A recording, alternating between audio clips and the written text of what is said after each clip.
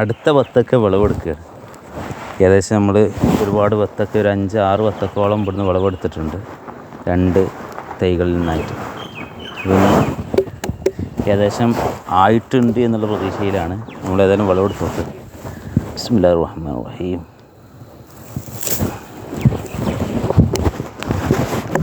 നാല് കിലോ ഉണ്ടാവും.